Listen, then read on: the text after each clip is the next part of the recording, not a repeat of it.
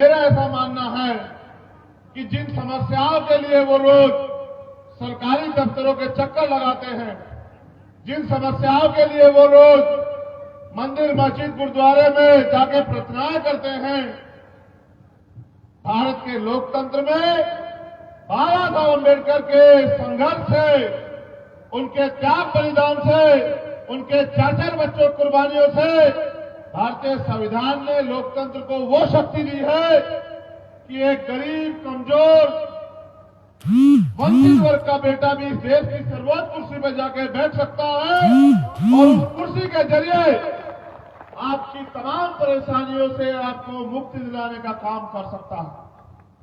सम्मानित साथियों, मैंने पिछले 10 साल मेरे 2 करीबी, एक मंजीत मेहरा जो हमारे भाई मिशनरी सिंगर हैं, वो पिछले 10-12 साल से लगातार मुझे देखते आ रहे हैं। पिछले 10-12 साल से लगातार सारा सुख चैन, तमाम तरह की सुविधाएं, तमाम तरह के अवसरों को त्याग कर मैं और मेरे साथी बाबा साहब अम्बेडकर के अधूरे सपने को पूरा करने के लिए दिन रात घर से निकलकर गली गली, कस्बे कस्बे, गांव गांव, शहर शहर और पूरे देश के एक कोने में जाने का काम करते हैं और वहां रहने वाले लोगों को अपने महापुरुषों का त्याग बलिदान संघर्ष बता के और उनकी गुलामी की मुक्ति किस दरवाजे से होगी ये बताने का काम करते हैं। यहां मिशनरी भूमिका में मेरी छोटी बहन रानी बोध है, रुपेश कैन है, नीरज चंचोरिया है, विनोद अम्बेडकर है। मैं ये मानता हूं ये छोटी सी, हमारी नन्ही सी, प्यारी सी वीरांगना बहादुर बहन रानी बोध, मेरा ऐसा भरोसा है एक दिन ये मध्य प्रदेश ही नहीं, भारत की और दुनिया की स्टेज पे इस मध्य प्रदेश का नाम रोशन करने का काम करेगी, ऐसा मेरा मानना है। और मैं अपनी और बहनों से भी कहना चाहता हूं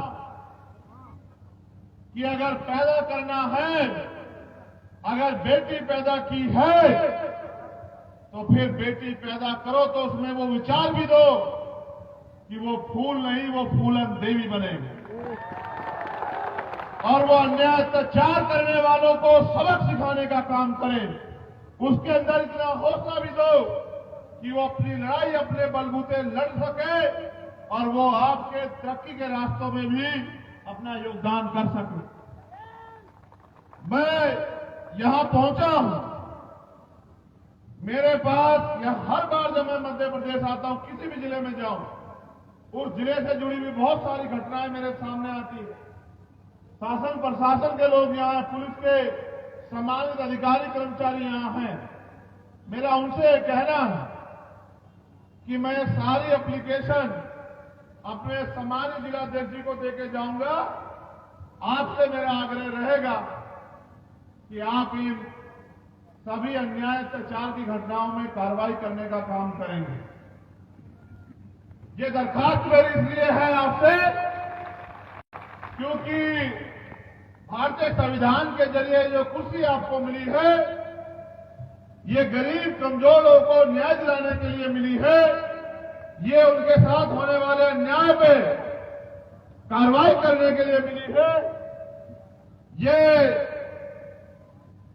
कुर्सी आपको उनके साथ हुए अन्याय को पहले रोकने कि अन्याय ना हो, और अगर अन्याय हो जाता है तो अपराधी को सजा दिलाने के लिए मिली है।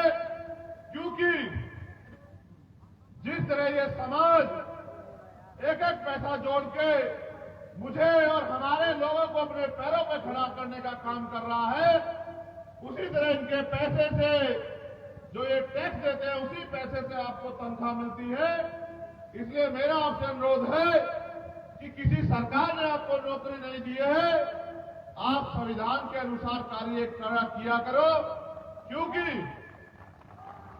अगर आप संविधान के अनुसार कार्य नहीं करोगे तो मेरा ऐसा मानना है, क्योंकि हम यहां बड़ी मेहनत कर रहे हैं और चूंकि हमारे लोगों ने अब ये ठान लिया है कि वो अपनी गुलामी बेबसी की बेड़ियों को काट के अपना राज मध्य प्रदेश में स्थापित करेंगे, क्योंकि 90% आबादी मध्य प्रदेश में दलित, पिछड़े, आदिवासी और अल्पसंख्यक समाज की है। तो उनकी समझ में भी आ गया है कि अब निकम्मे, निठल्ले और झूठे वादे करने वाले नेताओं के चक्कर में वो लोग नहीं आएंगे और काम करने वाले गरीब के बेटे और मेहनती Azad Samaj party, Bhim army, OBC महासभा और तमाम वो बहुजन संगठन जो कुछ करके दिखाना चाहते हैं, उनके लोगों को मदद कराने का काम करेंगे, उनके हाथों को मजबूत करने का काम करेंगे। तो आपको भी मेरा ऐसा मानना है कि शासन प्रशासन के लोग बहुत पहले हवा को भाप लेते हैं।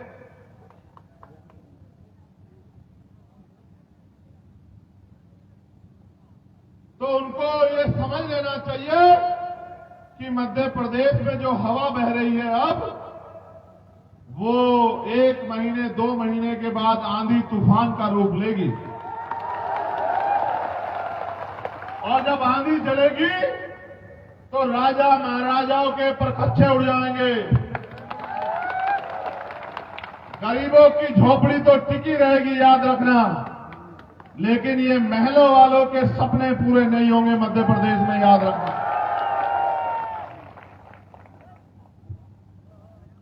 ये बरखेड़ी के ग्रामवासियों की एप्लीकेशन है। उनकी मांग है कि हमारे मकान अस्थायी करवाए जाएं। मैं बरखेड़ी के जो सम्मानित लोग यहां हैं, जो नहीं भी, उनको भी कहना चाहता हूं, इस बार वोट आजाद समाज पार्टी के प्रत्याशी को देना। फिर आपको आपकी जमीन से कोई बेदखल नहीं कर पाएगा, मेरी बात को याद रखना।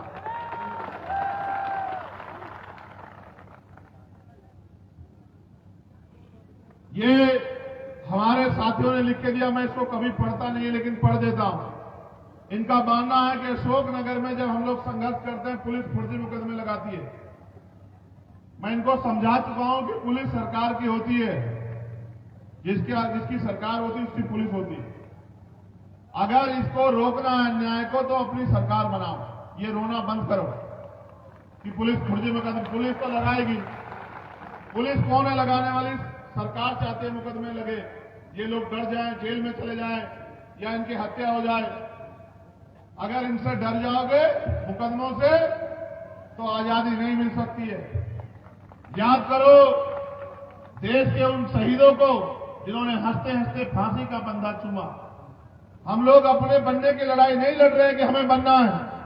हम लोग लड़ाई लड़ रहे हैं कि हमारे लोग ताकतवर हों। अगर हम मिट्टी में भी मिल जाएं, अगर हम इस लड़ाई में शहीद भी हो जाएं, तो हमको घबराना नहीं चाहिए। तो ये लड़ाई ही हमारे महापुरुषों को याद करो बाबा साहब अम्बेडकर, ज्योतिबा फूले को।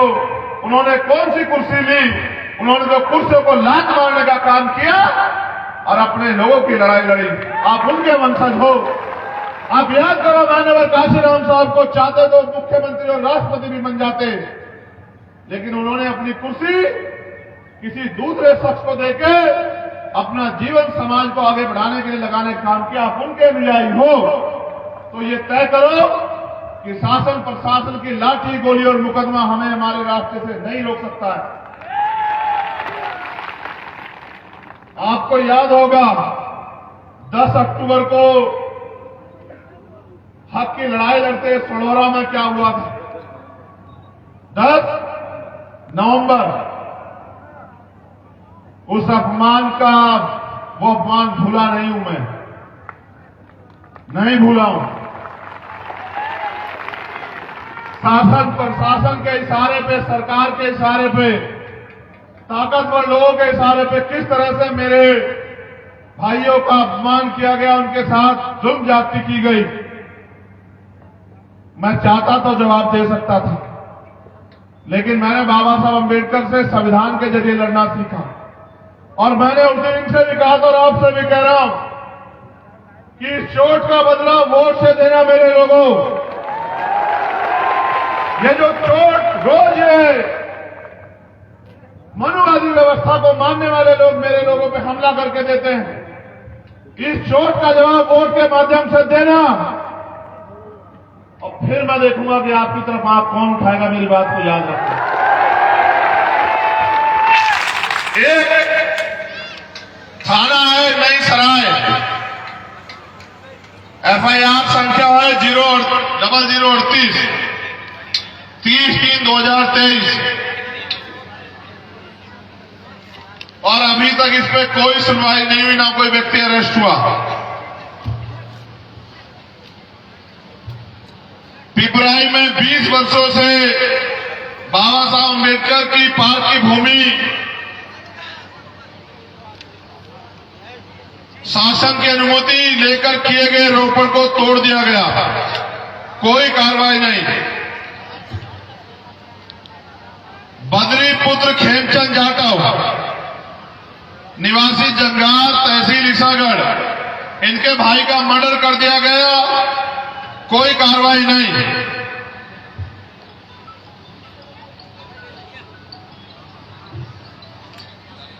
बटरू जाटव सनो पैमा जाटव तहसील नई सराय तिगरी साजापुर जिला अशोकनगर, इनकी अनुमति के बिना पुलिस ने पोस्टमार्टम कर दिया, जो कि नहीं कर सकती है इनके साइन के बिना। इनका मानना है इनके बच्चे की हत्या हुई है और कोई सुनवाई नहीं।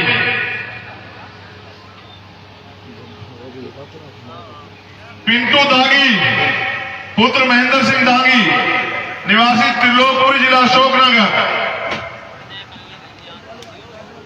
एक एसआई साहब है, नाम नहीं लेता क्योंकि पुलिस के सब लोग बुरे नहीं हैं। आप जानते होंगे तिवारी जी हैं कोई, वो जबरन इनसे पैसे की वसूली करना चाहते थे, उसने सुसाइड कर लिया, कोई कार्रवाई नहीं, जबकि वो अपने हाथ पे लिख के गया जो अन्याय उसके साथ हुआ। और कहते हैं कि मृतक का जो लास्ट स्टेटमेंट होता है वो बहुत होता है, उसके बाद किसी दूसरे गवाह की जरूरत नहीं होती, लेकिन यहां गवाह होने के बावजूद भी कोई कार्रवाई नहीं। ग्राम चकचरोल के गांव वासियों की ये एप्लीकेशन है कि सरकार जबरन जो है कोऑपरेटिव सोसाइटी लिमिटेड की भूमि का सर्वे करा दिया, लोगों से नहीं पूछा, और लोग बेघर होने वाले हमसे लड़ाई की उम्मीद कर रहे हैं कि उनकी मदद कराएं। और कई जमीनों के मसले हैं। मेरा आपको ये कहना है, मेरी बात पे गौर करो सामान्य साथियों।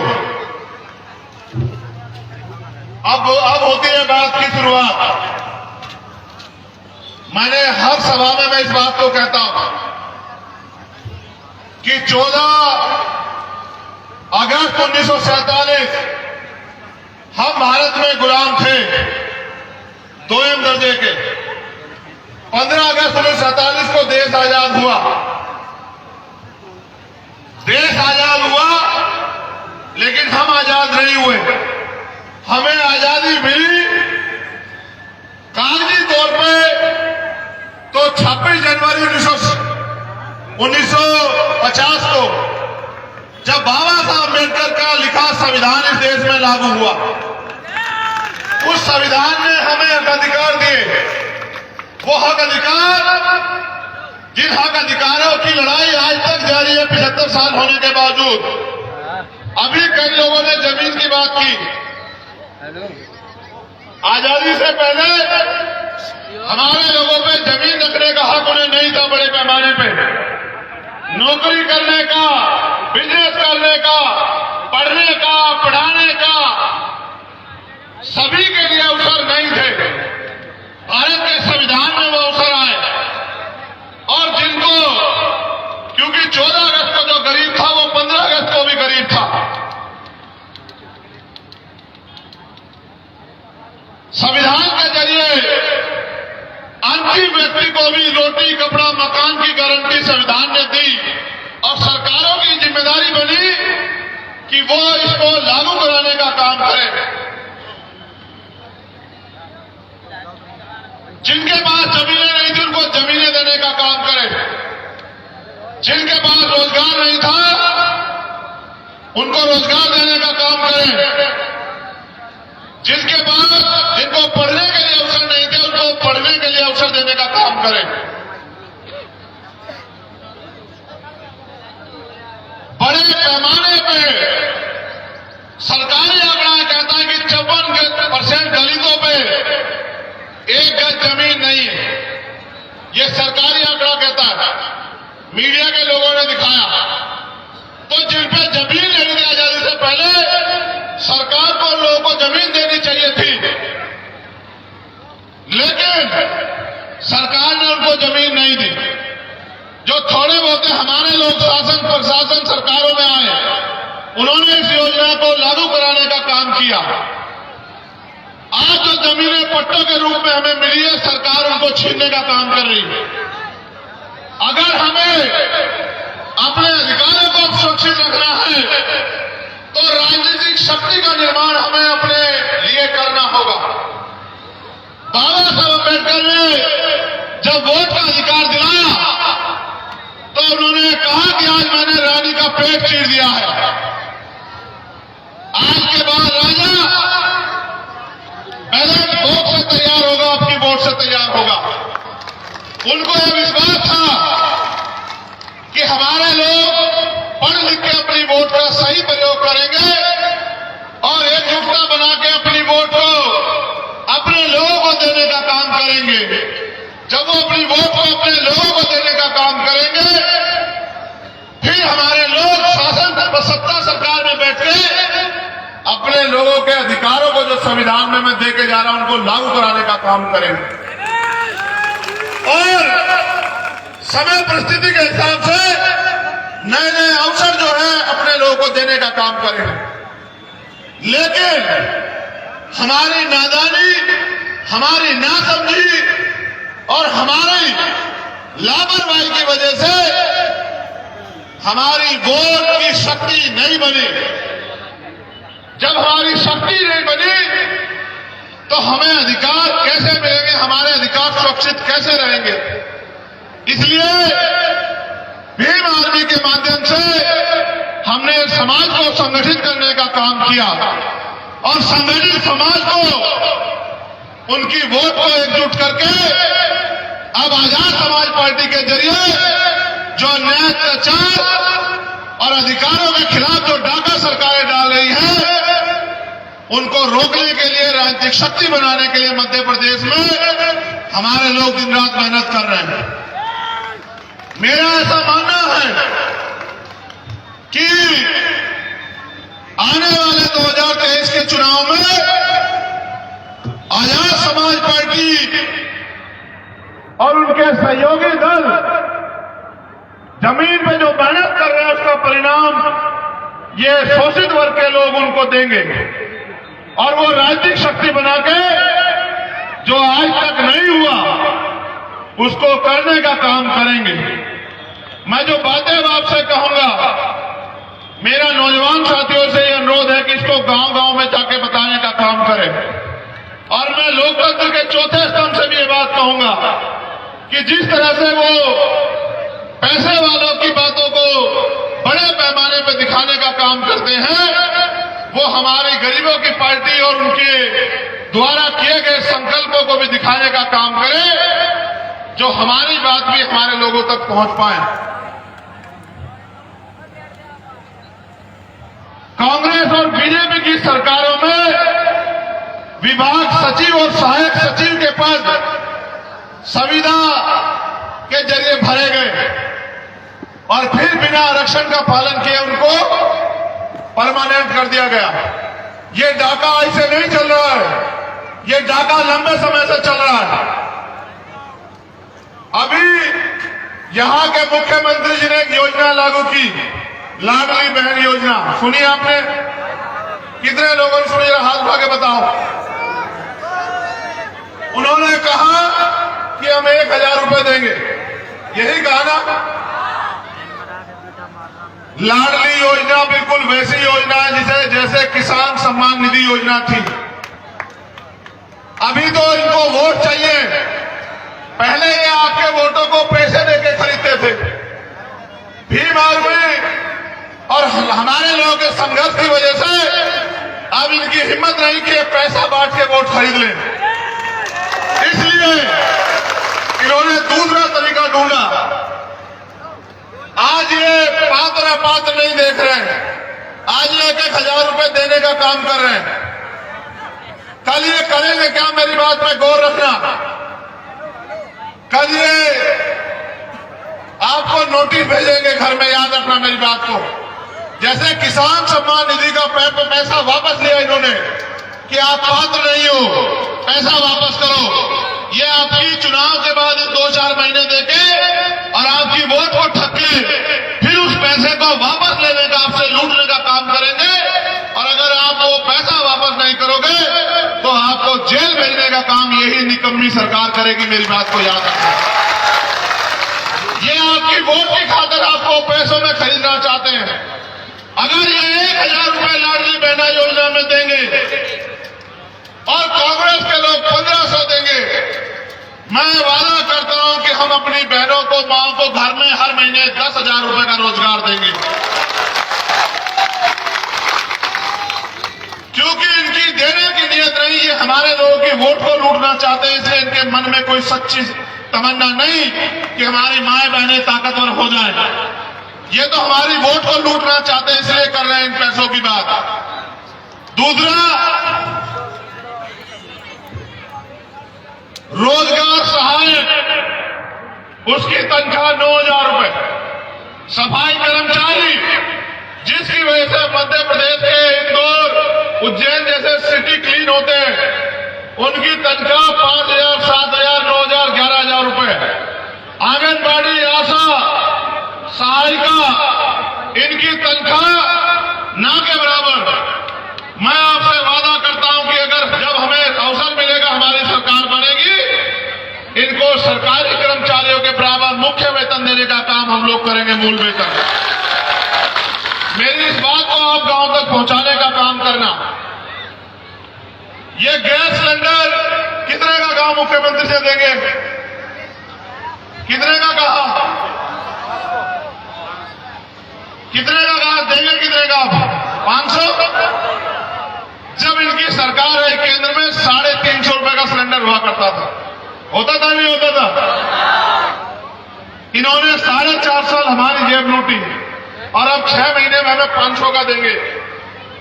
मैं आपसे एफिडेविट में कहता हूं कि 350 रुपए का सिलेंडर हम सब लोगों को देंगे, इनके लोगों को भी। ये क्या 500 का सिलेंडर देंगे तो मुकर जाएंगे, इनके कोई जवाब नहीं। इनके जो देश के प्राइम मिनिस्टर, इनके सबसे बड़े नेता, उन्होंने क्या कहा? 15 लाख रुपए दूंगा, दिए। 2 करोड़ रोजगार दूंगा, दिए। 5 ट्रिलियन की इकोनॉमी कर देंगे, की। पता नहीं क्या क्या वादा किए पूरे। कहा चप्पल वाला हवाई जहाज में बैठेगा, बैठा कोई चप्पल वाला? जिनके पास नौकरियां थी वो भी छीन ली। इसलिए अगर ये 500 का सिलेंडर दे रहे हैं तो ये 5,000 रुपए का जुर्माना आप पे लगाने का काम करेंगे चुनाव के बाद, मेरी बात को याद रखना। क्योंकि जनता का पैसा जनता के हित में काम आना चाहिए। मैं आपसे वादा करता हूं, आजाद समाज पार्टी की तरफ से 350 रुपए का सिलेंडर हम लोग देंगे। आप मेरी बात को याद रखना। जितना बैकलॉग है नौजवानों के लिए, अभी 1.5 लाख से ज्यादा बैकलॉग है। SC, ST, OBC के नौजवान सड़कों पे धक्के खा रहे हैं। मैं आपसे वादा कर रहा हूं कि पहली मीटिंग में कैबिनेट की हम लोग 1.5 लाख के 1.5 लाख बैकलॉग को जो है आरक्षण के अनुरूप भरने का काम करेंगे, मेरा वादा आप लोगों से। और 10 लाख सरकारी, प्राइवेट या उद्योग में रोजगार नौजवान लोगों को, बहनों और भाइयों को हम लोग हर साल देने का काम करेंगे। और मैं वो कहता हूं जो हम लोग कर सकते हैं। हवाई में प्राइम मिनिस्टर की तरह 2 करोड़ नहीं कहूंगा। मध्य प्रदेश के 10 लाख नौजवानों को सरकारी, प्राइवेट और व्यापार उद्योग में लगभग 10 लाख रोजगार हम लोग हर साल देने का काम करेंगे। ठीक है। एक जो सबसे बड़ा काम ये पूंजीपतियों के मित्र कभी नहीं कर सकते, मैं आपसे कह रहा हूं कि मध्य प्रदेश में जितने टोल हैं, जब वो नेताओं के लिए फ्री हैं, अधिकारी कर्मचारियों के लिए फ्री है, तो वो पूरे मध्य प्रदेश के हर एक व्यक्ति के लिए फ्री हम लोग करने का काम करेंगे। ये इस बात को आप नोट बना लो कि जितने टोल हैं वो सारे हम लोग फ्री करने का काम करेंगे। किसी की जेब नहीं कटेगी कि अगर आपके पास फास्ट कार्ड फास्टैग नहीं है तो दुगने पैसे दो। ये पूंजीपतियों के हितैषी ये नहीं करेंगे, ये आपके लोग करेंगे। ठीक है। सरकार बनने पे मीडिया के लोग सुन लो इस बात को, सरकार बनने पे व्यापक घोटाले की जांच होगी और व्यापक घोटाले से जुड़े सब लोग उनको जेल भेजा जाएगा, नींद हराम हो जाएगी नेताओं की। बहुत नेता शामिल है उसमें, याद रखना मेरी बात को। ये सारे इकट्ठे हो जाएंगे, समझ रहे हो। और अभी तक जितनी भर्तियां हुई है पिछले 10 साल में, जिन भर्तियों में धांधलियां हुई है उन सबकी जांच कराई जाएगी और उनकी जांच करा के जिस भर्ती में धांधली हुई है, धांधली करने वाले को जेल भेजने का, उसकी संपत्ति जब्त करने का और उन भर्तियों में पूरे नौजवानों को रोजगार देने का काम हम लोग करेंगे। अभी मुख्यमंत्री जी ने परशुराम जयंती पे घोषणा की कि वो ब्राह्मण कल्याण बोर्ड बनाएंगे, यही की ना। मैंने आपसे बार बार कहा कि साहब कहते थे कि अगर फूल वालों को वोट दोगे तो वो ताकतवर होंगे तो अपने लोगों के लिए काम करेंगे।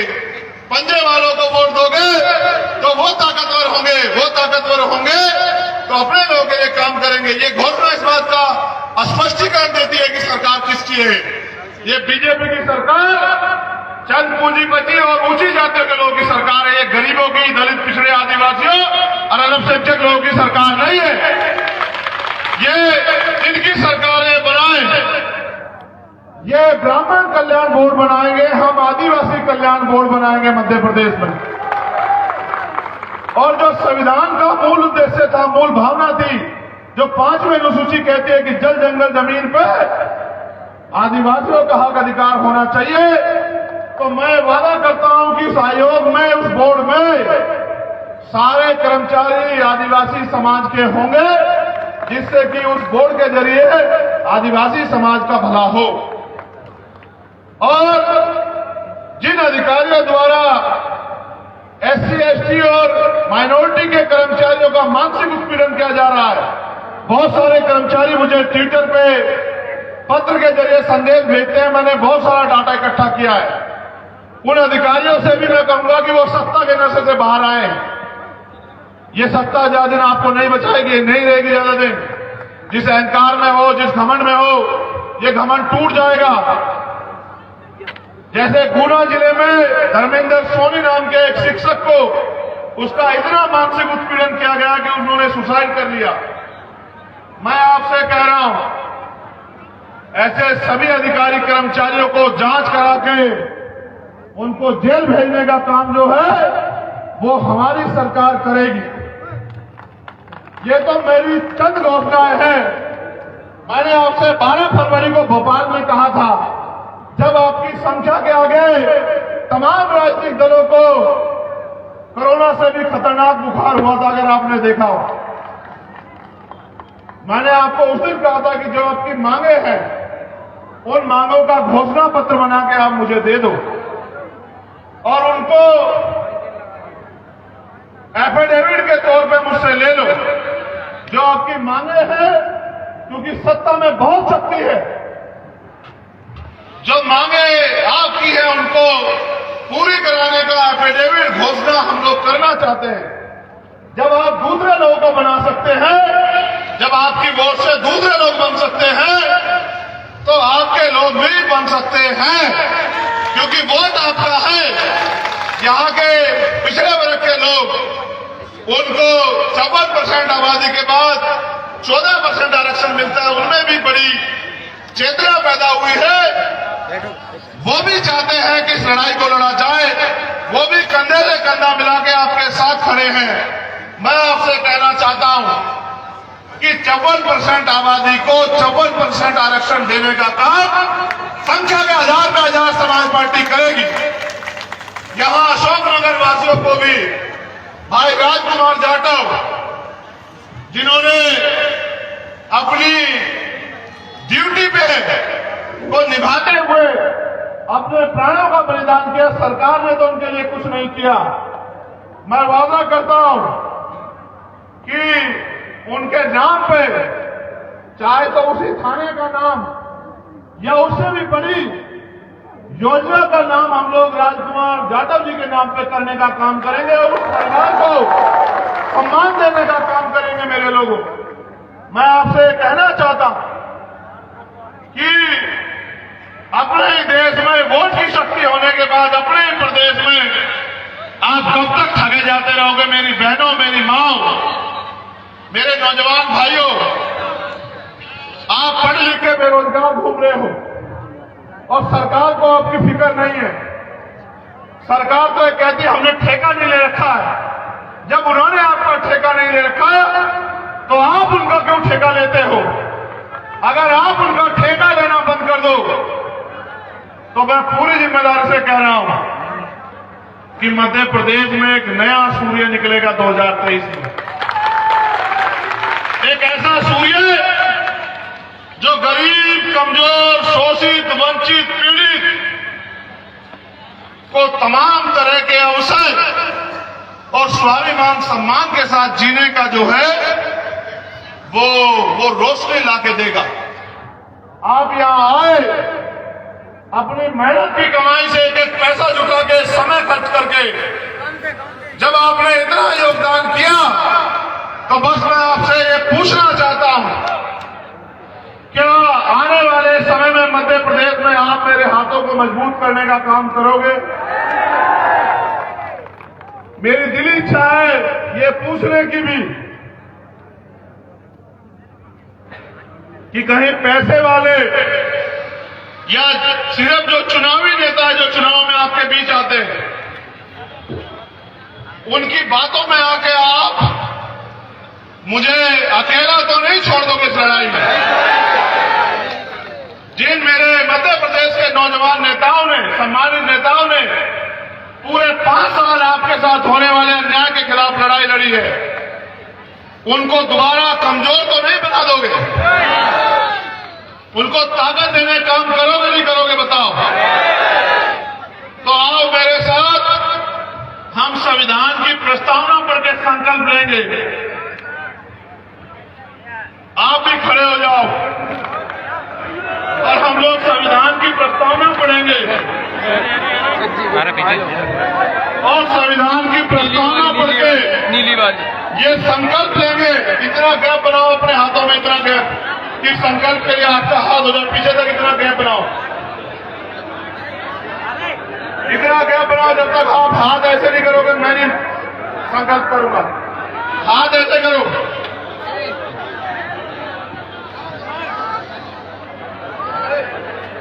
एक हाथ का गैप लो पहले सब लोग, यहां वाले भी और वहां वाले भी।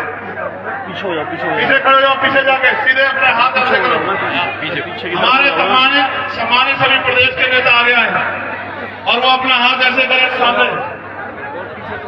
धन्यवाद। एक पीछे नहीं, बाकी लोग नहीं, यहाँ अभी हाथ नहीं दिख रहे, पहले हाथ ऐसे खड़ा करो, अब हाथ ऐसे सीधा करो। देखो नहीं बना रहे ना, मैं पहले ही कह रहा था ना, आप उठ के भागना पड़ रहा है ना। मैंने पहले कहा कि ऐसे बैठो कि 2 घंटे बैठ पाओ, तब तो मेरी बात नहीं मान रहे थे, तब तो एक दूसरे सट के बैठे थे। अब बेचैनी हो रही है, शरीर ही है तो ऐसे करो, हाथ ऐसे पीछे हो जाओ, थोड़े से पीछे हो जाओ, जगह बनाओ। ये संविधान की संकल्प अनुशासन में होना चाहिए। अगर अनुशासन में नहीं होगा तो कोई फायदा नहीं। तुम लोग पीछे हो जाओ, बहनों को भी देखने दो, वो लोग खड़ी हुई नहीं, पीछे हो जाओ, ऐसे करो हाथ ऐसे।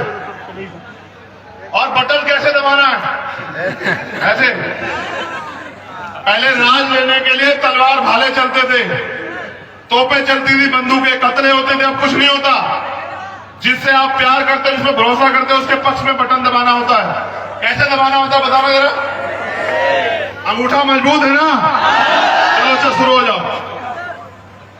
हम भारत के लोग भारत को एक संपूर्ण प्रभुत्व संपन्न समाजवादी पंथ निरपेक्ष लोकतंत्रात्मक गणराज्य बनाने के लिए तथा उसके समस्त नागरिकों को सामाजिक आर्थिक और राजनीतिक न्याय विचार अभिव्यक्ति विश्वास धर्म और उपासना की स्वतंत्रता